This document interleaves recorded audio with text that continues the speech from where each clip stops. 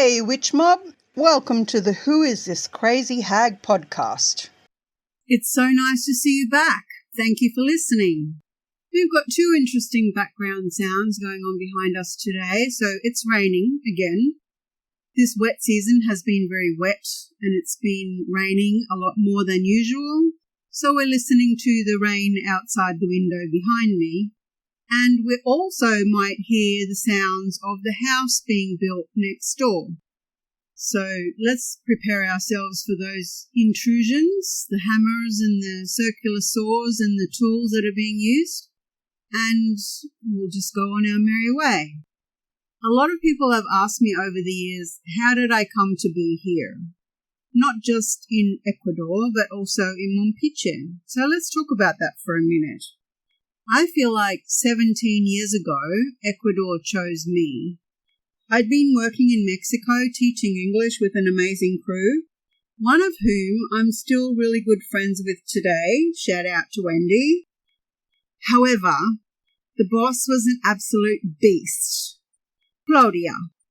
I spelled it Clawdia because she was spiky and mean, and every part of her was sharp enough to cut you. She was horrible. Just as I was contemplating getting out of Dodge, a blast from the past called. Dickie, a fellow Tasmanian I'd met in Istanbul, was in Chile and also needed a change. Immediately, I told him, I'll meet you anywhere you like, just tell me when and where.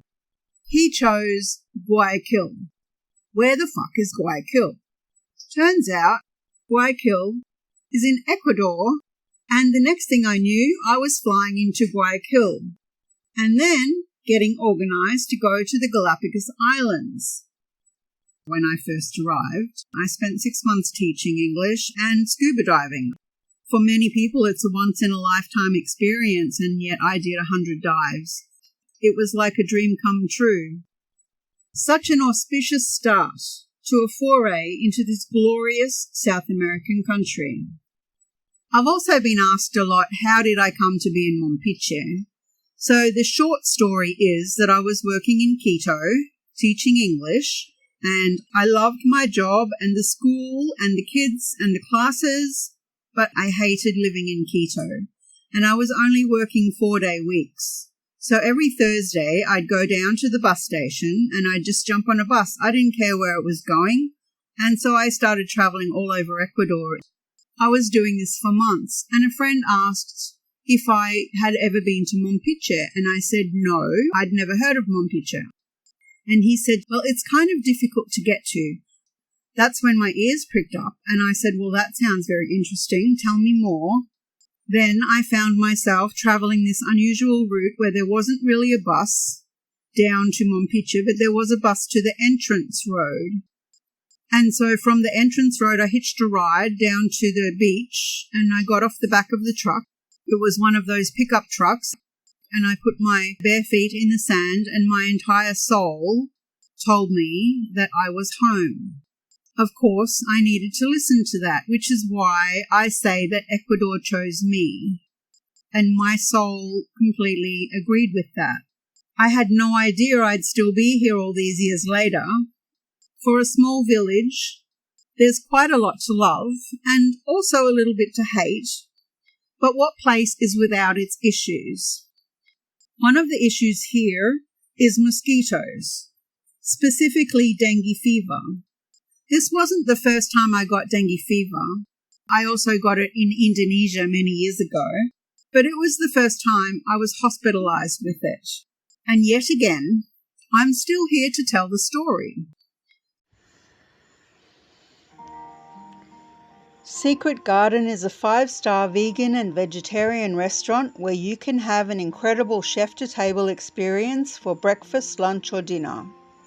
Our chef is an expert in food allergies and intolerances and can cater to any dietary need from gluten, sugar or dairy-free to creating a low FODMAPs menu or catering to any other dietary requirements you have. Stop by Secret Garden for an amazing meal or order online and pick up any time. Grab a dessert or an ice cream while you're there. Groups are welcome with a reservation, and you can discuss a custom-made menu for your event with the chef. Secret Garden has an extensive menu with excellent prices, and you won't be disappointed. Mention the Who Is This Crazy Hag podcast for a complimentary drink.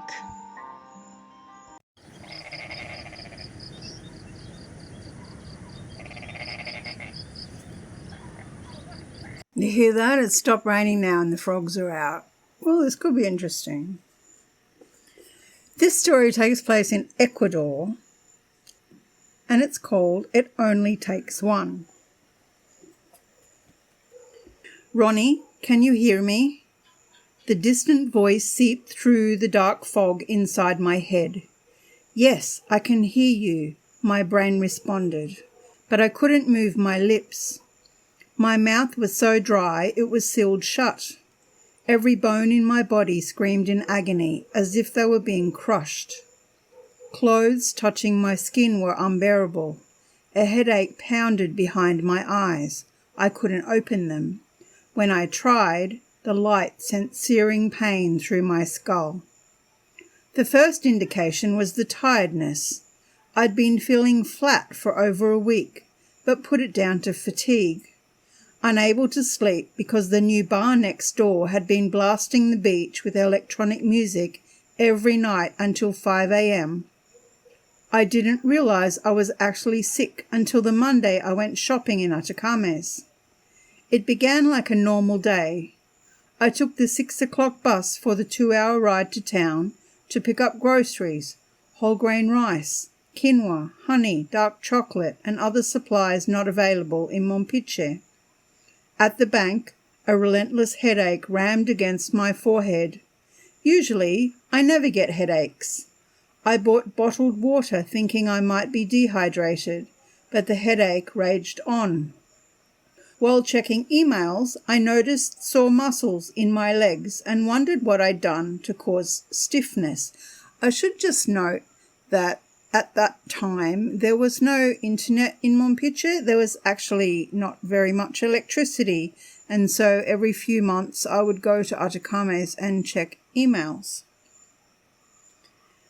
Accustomed to daily exercise, it seemed bizarre, but it still didn't twig that I was seriously ill. Eventually, between increasing pain and too many people, I was done. My throbbing head and aching body were ready to go home. The bus ride seemed endless. The pain increased with each kilometre. Fever set in. The cool breeze blasting through the window felt like icy needles piercing my skin. By the time the bus arrived back in Mompiche, I was barely conscious. Safely inside my rented bamboo cabin, I left the door unlatched.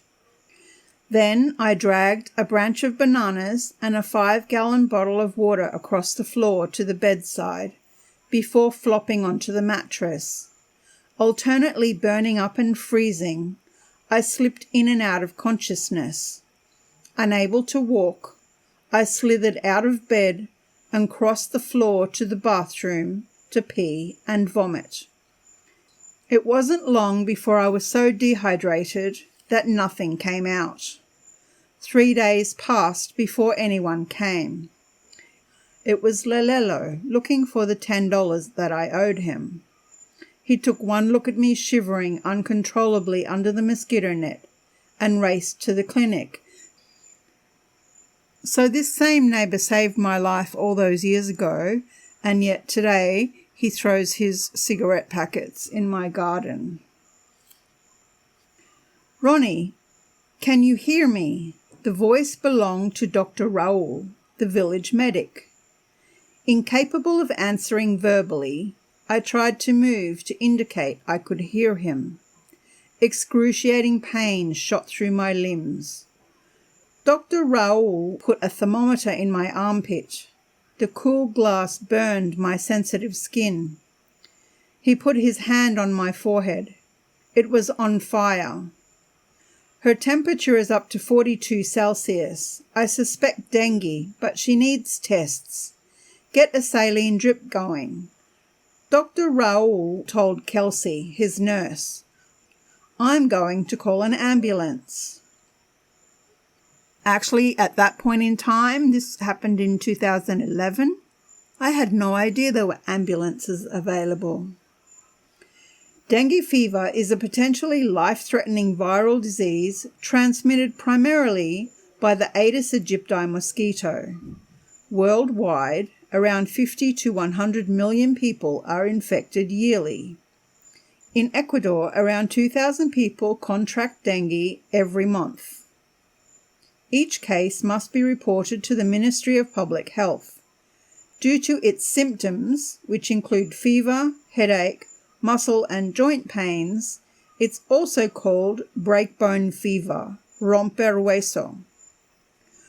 While Dr. Raoul went out to look for a stronger phone signal, Kelsey found a vein in my hand and touched the point of the syringe to my skin. It felt like a thick knitting needle going in. Soon after, I drifted into unconsciousness again.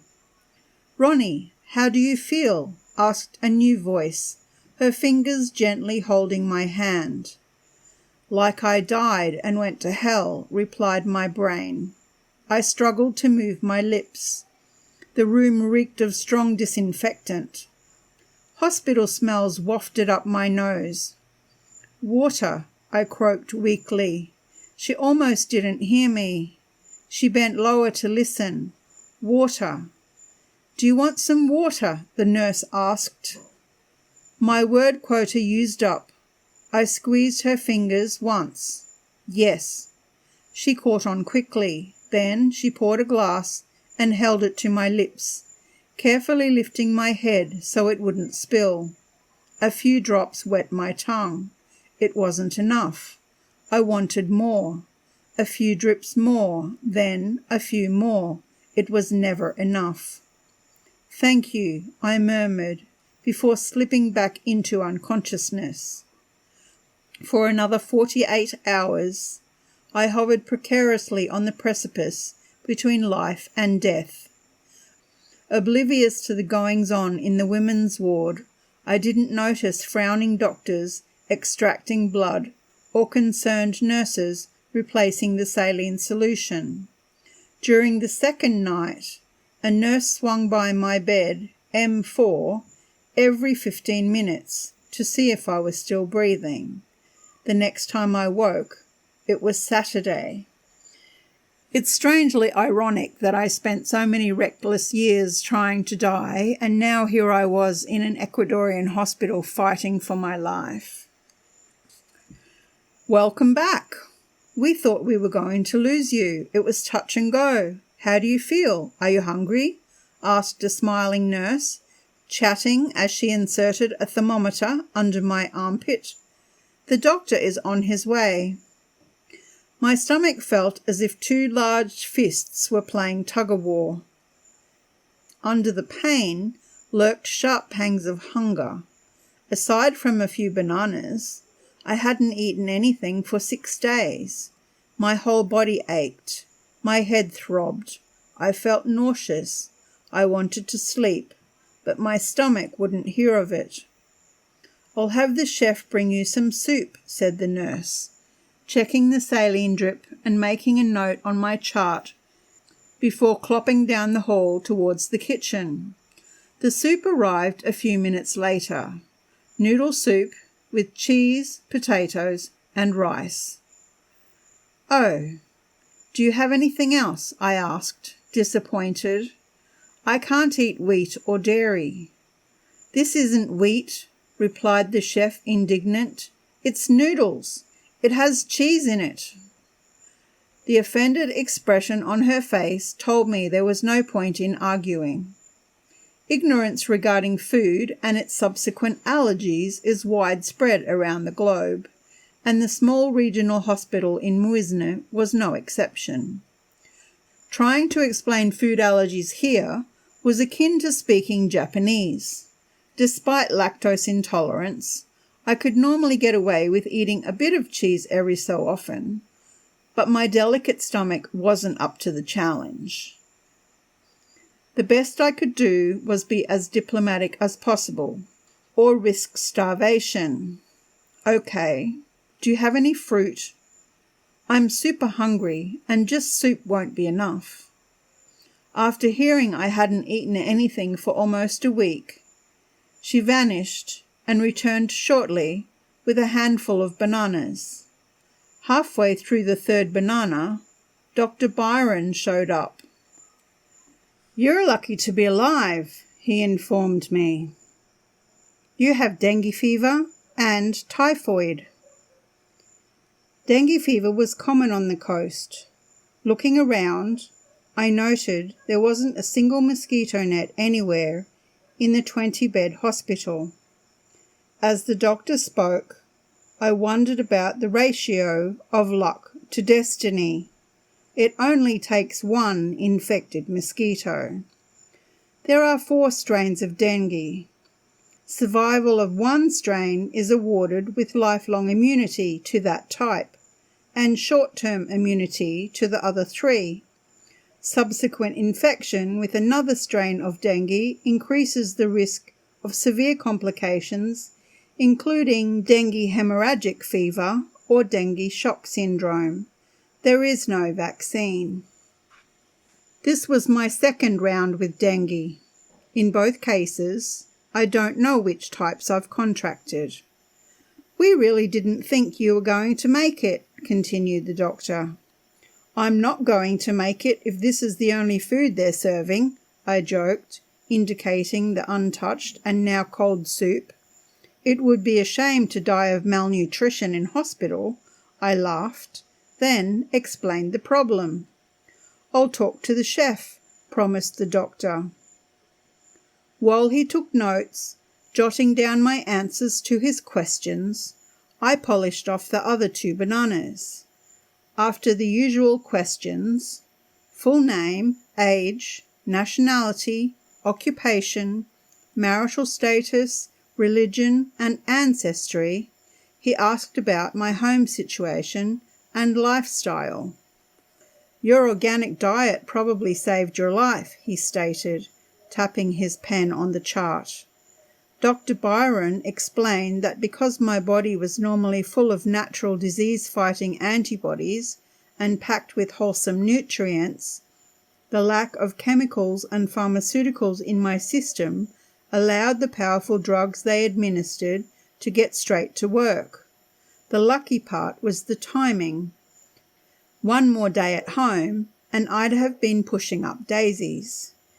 "You were beyond the usual point of survival when you came in," he said seriously, "and the typhoid made it even more complicated and confusing to diagnose and treat. At first, we thought it was a liver infection." Typhoid is a bacterial disease transmitted by the ingestion of food or water contaminated with fecal matter containing the bacterium Salmonella typhi. Humans with poor hygiene habits and flying insects that feed on feces can spread the disease. This means that I must have eaten something that I bought from somebody who hadn't washed their hands after going to the toilet. Please wash your hands after you go to the toilet. In Ecuador, typhoid kills around 30 people annually. Something I had eaten on the way to Atacames caused the high fever, raging headache, and severe abdominal pain typical to the disease, and confused laboratory technicians with an unexpected decrease in white blood cells not typical in dengue. "Wake up! Time for breakfast," announced the chef. She placed a crumpled white bread roll and a glass of milk on the table beside the bed. She was kidding, right? What part of allergic to wheat and dairy doesn't she understand? To my body, it's not food, it's poison. I said nothing. There was no point. When she returned to collect the tray, she was surprised. "Aren't you hungry?" she asked. Yes, I am hungry. But this will make me sick. I can't eat it. I smiled ruefully and pretended it didn't matter. But you have to eat something, she admonished. What can you eat? Aha! Now we were getting somewhere. Shortly, a bowl of soggy fruit salad, mostly watermelon and cantaloupe, and a glass of heavily sugared tree tomato juice arrived. Unfortunately, we went through a similar theatrical routine again at lunchtime, when Chef Dodo bought me a plate of limp spaghetti. There's this kind of disconnect in people that they don't understand that pasta is made from wheat. It's really strange, and it's kind of dangerous when you're allergic to wheat, like I am. Later in the day, when my friend Narada showed up with a change of clothes and some toiletries, a large bag of fresh tropical fruit, a big block of dark chocolate, and a prepaid card to put credits on my mobile phone, I could have kissed her. Did you talk to the chef yet? I asked Dr. Byron when he came in to check on me late in the afternoon.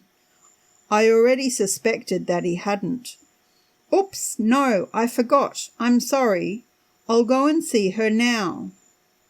Dinner arrived soon afterward. A few thin shreds of tired lettuce with a smattering of transparent tomato and lost-looking onion slices were afloat in the bottom of the bowl. This is it? I asked Chef Dodo. The doctor said this is all you can eat. Do I look like a rabbit to you? I asked, extreme hunger overriding diplomacy. I need food. Doctor's orders, she sniffed and then vanished. My stomach was ready to go to war. But how did I go into battle when I could hardly walk 10 steps without passing out? That was when I spied the wheelchair.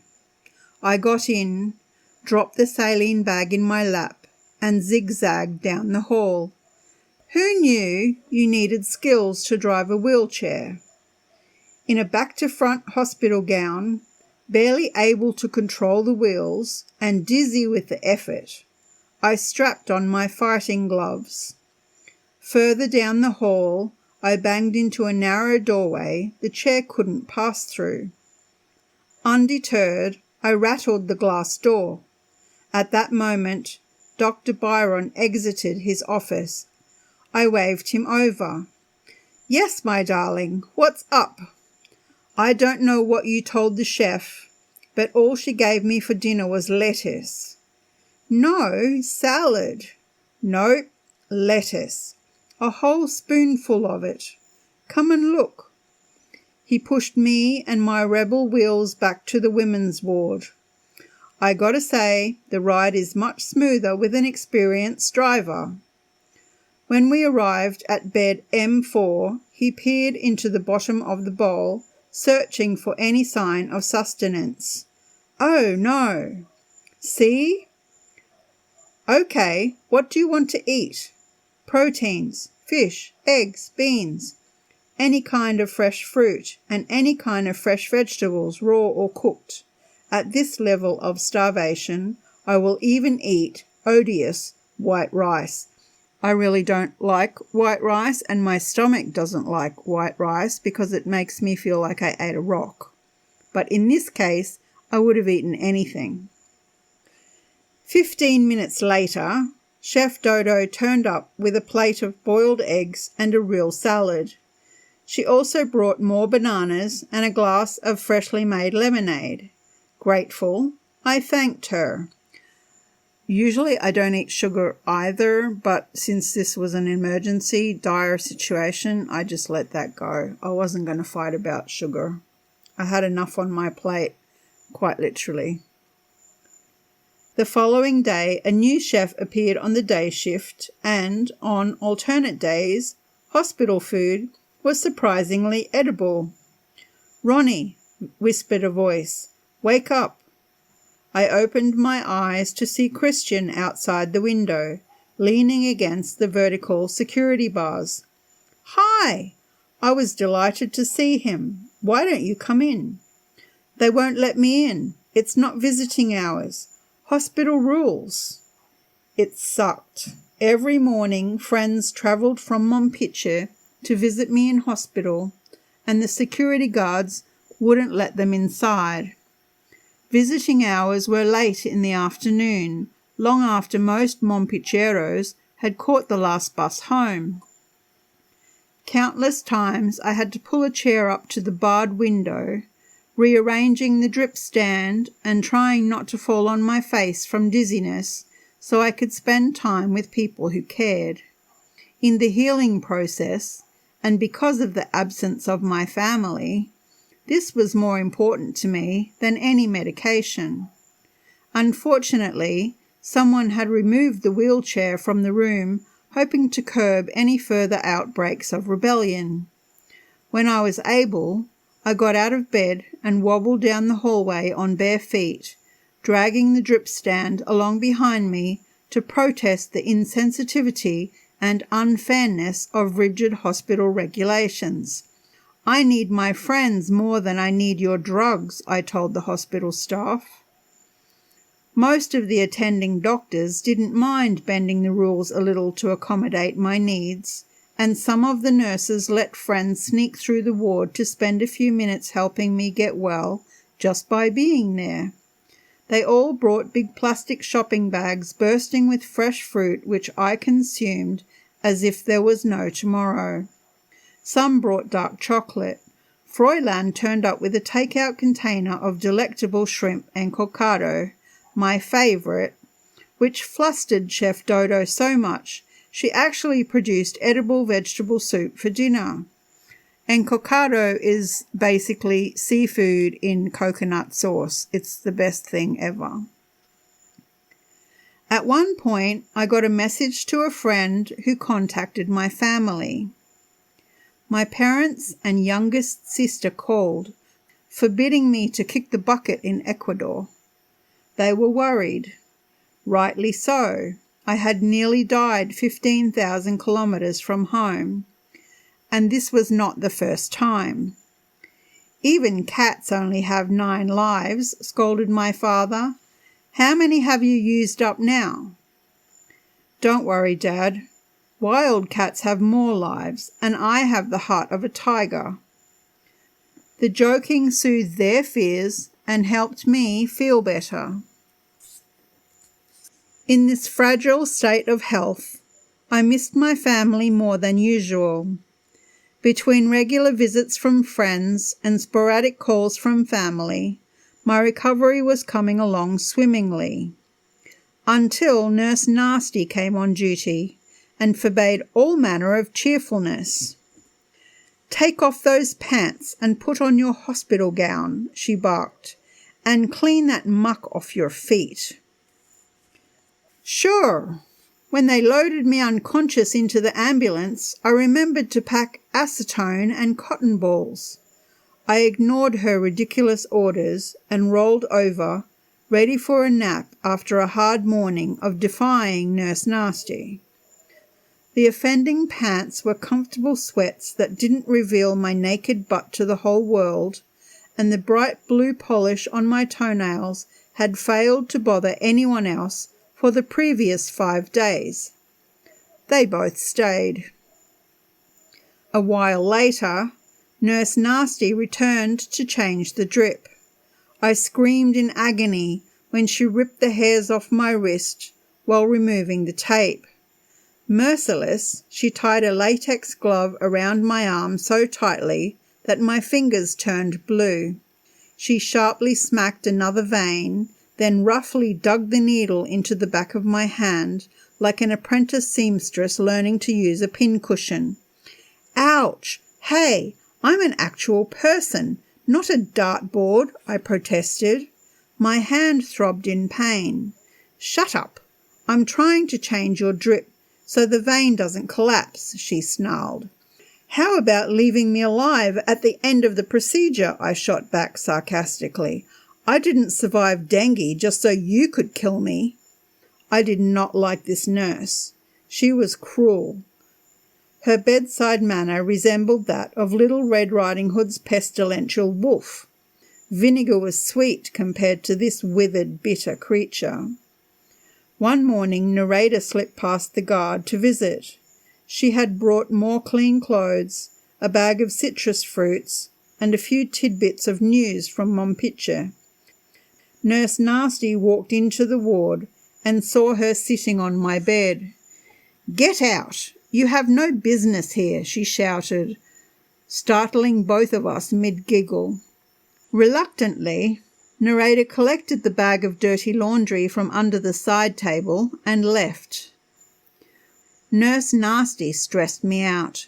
She wasn't conducive to a speedy recovery. When he visited on his rounds, I complained to Dr. Byron. "Hang in there, sweetheart. She'll be gone in a day or two." He tweaked my nose. "Let me go home. I can get better care in Mompice." "Sorry, no can do. The typhoid is almost better, but we're still treating you for dengue." 8 long days after I was admitted to the Carlos del Pozo Melgar Hospital, I was finally discharged based on my promise to continue taking the medication for another week. The next day, Fräulein picked me up from the hospital in a moto taxi and whisked me home in his fishing boat. Cruising back to Mompice through the lush mangrove jungle was highly therapeutic. For several days, I was still quite weak and needed friends' help to feed and bathe myself.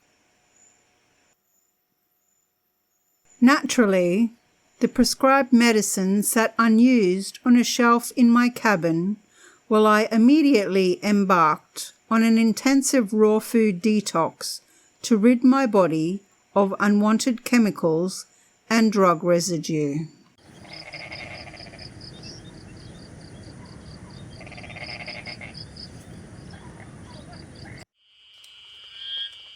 Hey there, love bugs! Welcome to the jungle! I'm Nancy Miarelli, your guide to the ecological and entomological, i.e. bug, wonders of Ecuador.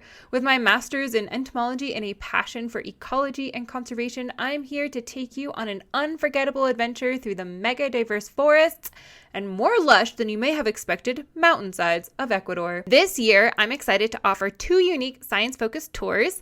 Join me for a nature journaling course where we'll sit in the grass, sketch, observe, and reflect on all the creatures and plants that we discovered. Or dive deep into evolutionary theory on my evolution tour, where you'll see what you learned in a book that one time growing on the side of a tree. Ready to embark on a journey of discovery? Visit www.scibugs.info, that is Scibugs, SCIBUGS, to learn more or find me, Scibugs, everywhere on the internet.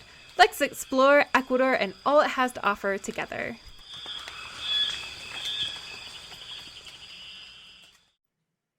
Well, that was a few story and also a bit of an story.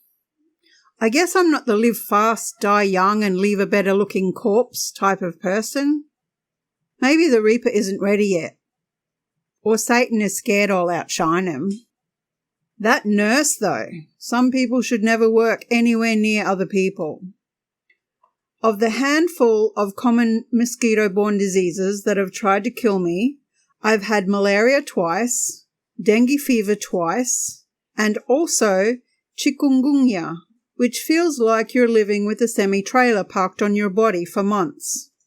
The secret cure for chikungunya is charcoal. Sounds weird, but it works.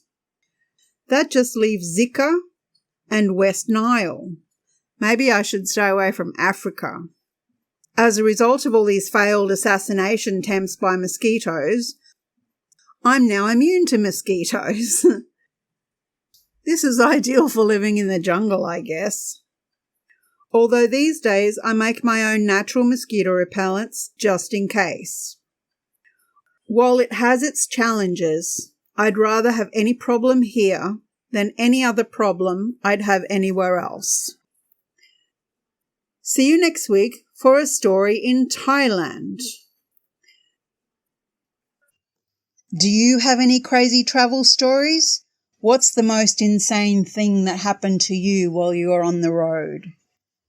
If you'd like to share, send an MP3 recording of your story or write it into an email and send it to thewitchmob@gmail.com, and it could feature in a future episode.